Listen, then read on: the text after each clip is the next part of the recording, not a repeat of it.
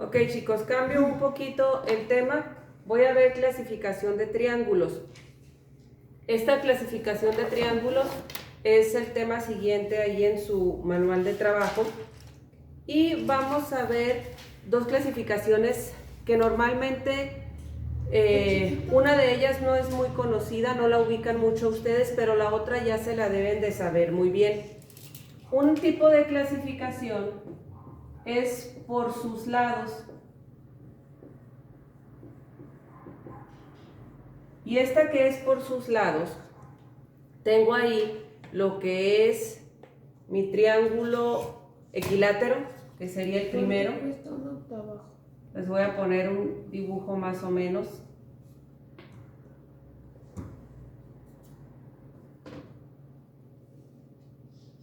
Ok, no está completamente parejo, pero en el equilátero tengo tres lados iguales.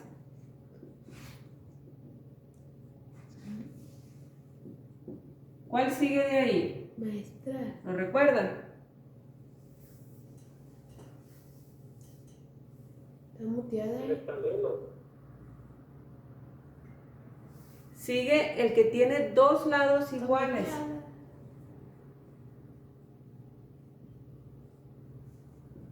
Que es el isósceles. Isósceles. Sí. Ese es el segundo. Y el último. Hoy me quedó mucho. Maestra. Es el que tiene Imagínense ajustarle las cuerdas. tres lados desiguales. Y se llama escaleno. Esos tres es la clasificación de acuerdo a sus lados. Pero tenemos otra clasificación que es la menos utilizada, que es por sus ángulos.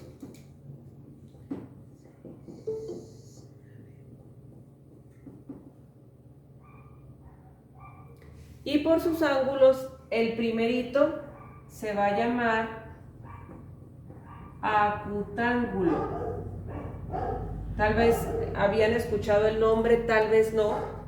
¿Qué significa acutángulo? Que tiene tres ángulos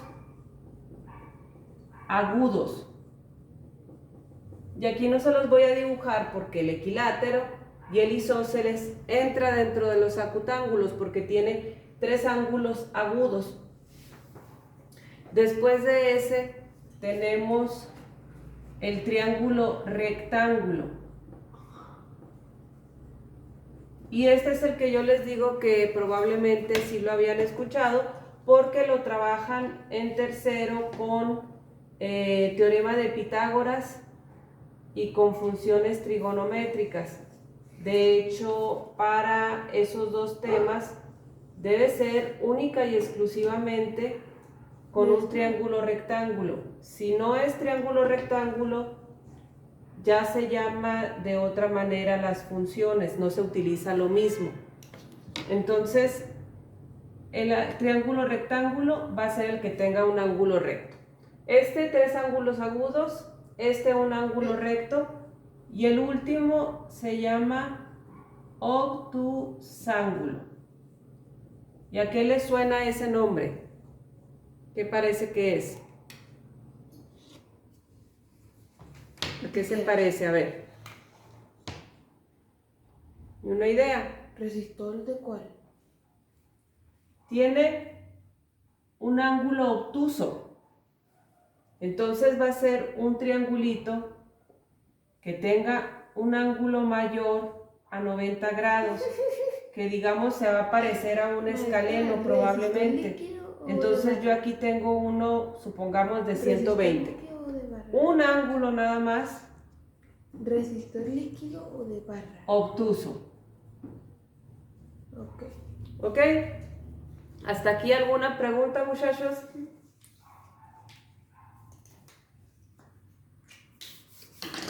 ¿No? Bueno. Bueno, chicos, esta es la clasificación. Después de la clasificación tengo yo unos teoremas específicos. Voy a borrarles aquí para ejemplificar los teoremas. Sigue siendo dentro de la clasificación de triángulos, pero se los voy a ir explicando cada uno. Igual les recuerdo que todo esto está en su manual de trabajo. Ahí lo pueden leer con más calma. Voy a hacer un triángulo aquí más grande para que se note la explicación. Este mide 90 y estos dos miden 45.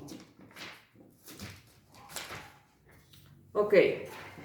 El primerito de los teoremas que les voy a explicar dice que la sumatoria, este símbolo quiere decir sumatoria, a lo mejor lo han visto en el Excel, que dice como autosuma. La sumatoria de los ángulos interiores de un triángulo siempre, muchachos, tiene que ser 180. Aquí son 45 y 45, son 90, y los otros 90 son 180. En cualquier orden, el triángulo que sea, pero al momento de cerrar me tiene que dar 180. Si es dibujado y ustedes lo hacen con transportador, puede haber diferencia de 1 o 2 grados al momento de sumarlos, pero sigue siendo lo mismo. Tiene que dar 180 para que la figura me cierre. El segundo teorema me dice que la sumatoria de los ángulos exteriores tiene que ser 360 grados. ¿Qué significa esto? Fíjense bien. Yo hago una línea aquí, hago otra línea aquí y otra aquí. Mi ángulo exterior es este y este. Este de aquí mide 90. Recordemos que los dos estos van a ser suplementarios, estos también y estos también. Entonces, para el ángulo exterior de aquí de la parte de abajo, vamos a 180, le quito 45 y me da 135, que es este y es este. Si estos tres los sumo, 135 más 135 más 90, me tiene que dar 360. ¿Sí me va a dar ahí 360? ¿Saben o no saben cuánto da?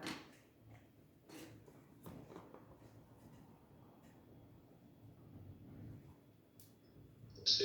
¿Sí da? Sí.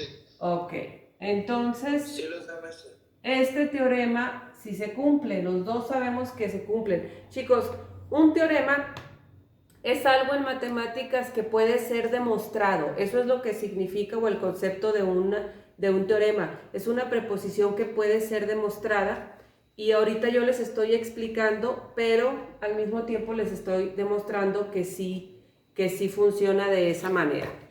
Siguiente. La medida del ángulo exterior. Aquí voy a poner nada más ángulo exterior, pero se los explico aquí. La medida del ángulo exterior, o sea, este que tengo aquí, va a medir lo mismo que si yo sumo los dos de adentro que no están pegados a él.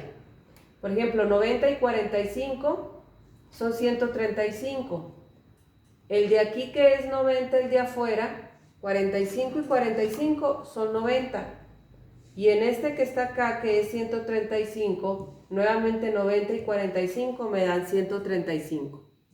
Entonces, el ángulo exterior que tenga yo en un extremo va a ser igual a la suma de los dos interiores que no estén en ese extremo. Y esto también es un teorema y aquí les estoy explicando que si se cumple, pasa con cualquier triángulo. Con cualquier triángulo va a ser lo mismo. Después tengo yo, les voy a tomar medida a los lados para explicarles lo siguiente. Este lado de aquí mide 33 y este mide 23. Este también debe medir 23 porque es el mismo ángulo. Ok, dice aquí en los teoremas, en el cuarto, que la suma de los dos lados, siempre va a ser mayor al otro lado. Por ejemplo, 23 y 23, 46, es mayor a 33. 33 más 23, 56, es mayor a 23. Si esto no se cumple, quiere decir que no cerró el triángulo, no está hecho. O a lo mejor le dicen a ustedes, les dan 3 medidas y les dicen que construyan el triángulo. Si no se cumple esa característica, no van a poder construirlo, no va a cerrar. Esta es la cuarta. Las dos medidas de dos lados sumadas tienen que ser mayores al otro lado. La siguiente me habla a mí, voy en la quinta, de que en un triángulo donde tengo el ángulo más grande, enfrente voy a tener el lado mayor. Si ustedes se fijan, aquí el 90 es más grande, el 33 es más grande que los otros dos. Y en este caso los dos lados son iguales, pero si yo tengo un ángulo pequeño, enfrente voy a tener un lado pequeño.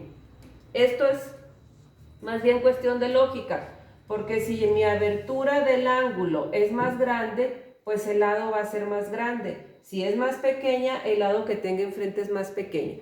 Entonces, ese es el quinto teorema. Y el último que es parte de los teoremas de triángulos, es el teorema de Pitágoras.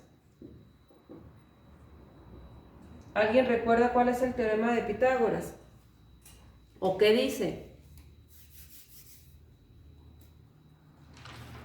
Díganme, ¿no se acuerdan? Este es un teorema, muchachos, muy utilizado en tercero de secundaria. Yo sé que esa parte de tercero les tocó en la pandemia, entonces a lo mejor no lo vieron en su totalidad, pero el teorema de Pitágoras lo vamos a utilizar única y exclusivamente con triángulos rectángulos. Hace ratito les dije, esos triángulos rectángulos tienen nombres específicos en sus lados.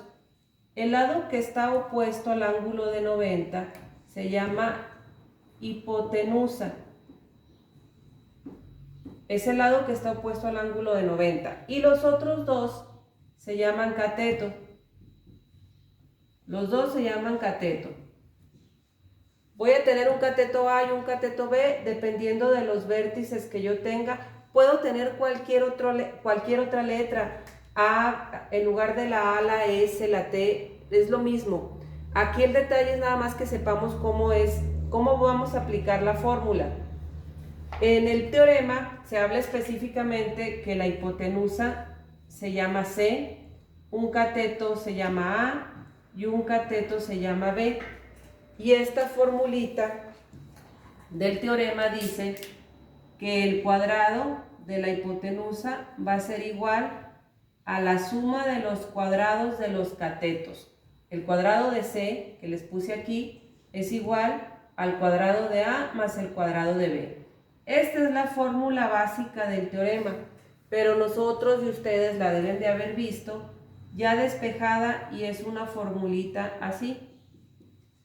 Le quito el cuadrado sacando raíz a ambos lados y me queda C igual a A cuadrada más B cuadrada. Ahora, si quiero calcular A o B, despejo esa letra y pasa restando al otro lado y me queda A igual a C cuadrada menos B cuadrada. Y si voy a calcular B, va a ser C cuadrada menos A cuadrada.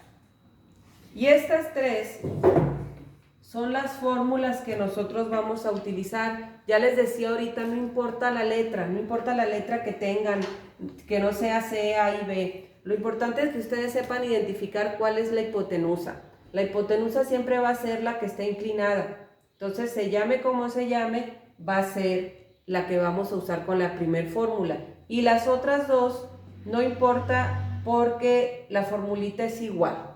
O sea, aquí lo importante es que la hipotenusa suma y las otras dos se van a restar. A ver, hasta ahí, chicos.